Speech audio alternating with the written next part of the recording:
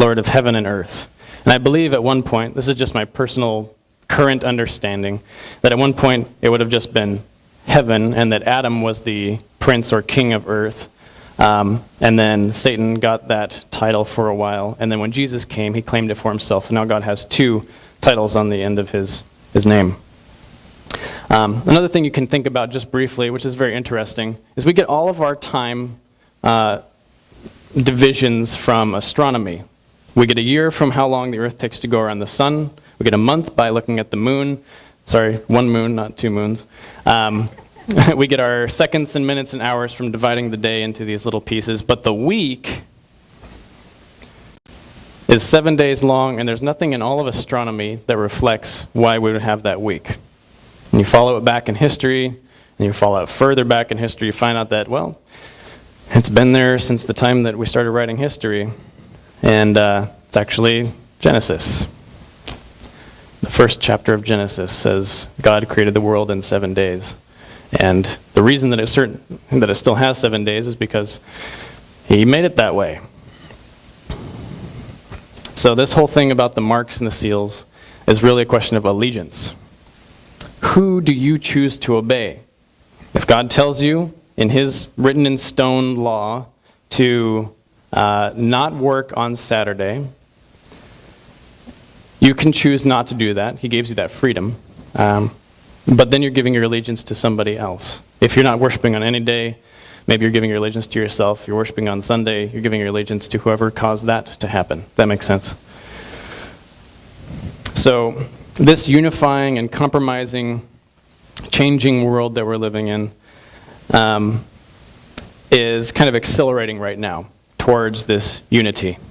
In July 2003, now this is just one of many, many events that has happened. I was at the Dalai Lama thing, and that lasted 4 days, and there was hundreds and hundreds of people each day watching for several hours each day. They would take turns, go in and out, and switch and stuff like that.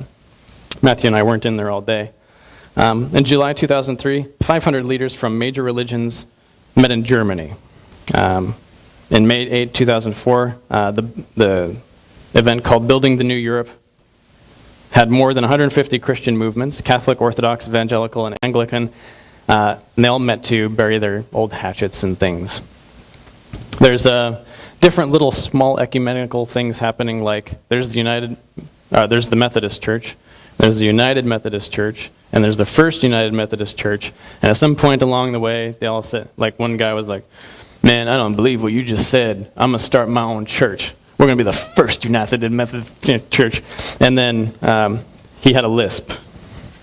And so then they have a bunch of these things, and now they're saying, well, let's all join together and be the Methodist Church again. And the Methodist Church is saying, well, then there's the Lutheran Church and the Calvin Church, and so let's all join hands with them. And then all these Protestant denominations are saying, then there's the Catholic Church. We've been kind of mean to them. Let's kind of bring ourselves into that. And the Catholic Church is like, well, then there's Buddhism, and there's Taoism, and there's all these things. So maybe we can bring all those together. And in the process of all these things happening, people are taking the things that made them different, that they really believed at first, pulling them out, setting them aside so that they can be friends.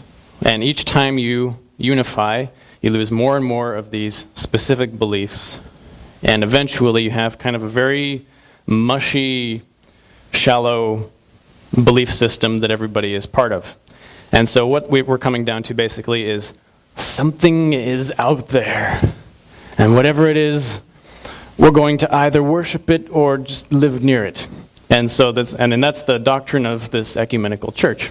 My doctrine is Jesus Christ died for my sins. I keep the 10 Commandments, this sort of things. And those things are not accepted in this ecumenical thing, which is why I don't like it very much. In February 2007, a new organization aims to unite 5 Christian families. This is what I was talking about. The Christian churches together in the United States launches with 36 denominations, and more than 100 million churchgoers were represented by this event. The group represents the broadest ecumenical fellowship ever formed in this country. So this is mostly Protestant. May 4 through 11, 2009. Wait a second, that's happening right now. The International Ecumenical Peace Convocation. 2,000 participants, including representatives of other faiths, planners, Sorry, that is what's happening. Planners will search with these representatives for ministries that struggle against the current trend to turn political conflict into religious confrontation. So we're at war with another country. Let's turn that into religious confrontation and say, what's up with your religion not being part of our conglomeration? If you join us, your country will now no longer have to suffer because they'll be at peace with each other. That makes sense? So that's what's happening. And in the USA, May 9, 2009, that's this year. Right now, I went on the internet the other day. There were 68 major private agencies solely dedicated to ecumenism, this combining the religions, and that does not include the religions themselves who are promoting this. So it's getting popular, and not all of these ecumenical agencies are very small. Some of them are humongous, very well organized, driven efforts to combine everybody into this conglomeration. We do not wish to be enemies. This is me saying this. Look at this quote. Jesse Ferguson, 2012. This is the lecture. World full of big secrets. Lecture 10, that's tonight. At, what time is it? 7:55 is when I thought I would be saying this. Oh, I was close. I thought I'd, oh well. 7:57. My quote right now. We do not wish to be enemies with any of these organizations or religions, but we do refuse to change our beliefs so that we can avoid being given that title. That makes sense?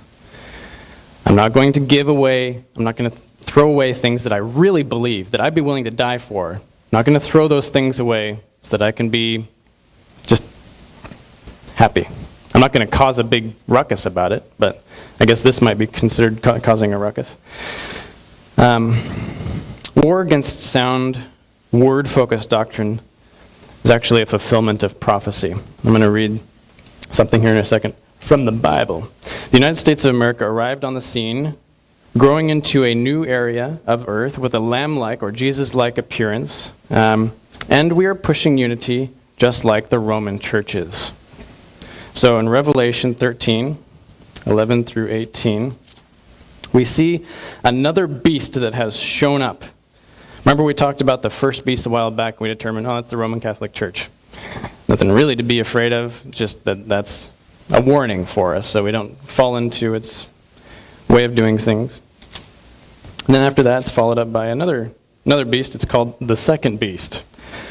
It's described here. Then I saw another beast rising out of the earth. It had two horns like a lamb, and it spoke like a dragon. It exercises all the authority of the first beast in its presence, and makes the earth and its inhabitants worship the first beast, whose mortal wound was healed. Now, when it says whose mortal wound was healed, we recognize that as when the Roman Church had a pope killed, the Roman Church seemed to dissolve, lost a lot of power, and took a long time for it to recover. That was a mortal wound, but it's been healed now. It performs great signs, even making fire come down from heaven to earth in front of people. Now, this fire could be literal fire. I was on the internet yesterday with Brother Ashok from India, and he and I have been talking for about a year, and he said yesterday that they saw literal fire come down from heaven with angels descending. And I questioned him quite a lot about this because I wanted to be sure that what he had said was what he meant. He doesn't speak very good English.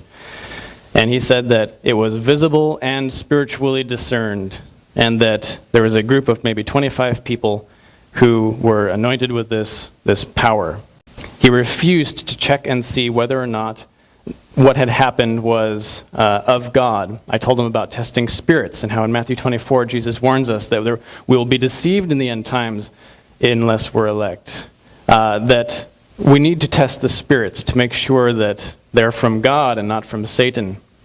He did not want to test the spirits. And the way that he was being defensive, I think, maybe he experienced something that I would describe as false fire. And this is a very popular event to go to sometimes. You see it on the television, people being healed by the Holy Spirit when they're not really healed. It was very sad watching. There was an evangelist in Florida that Brenda and I went on the internet to see if he was legitimate or not. And there was a lady sitting up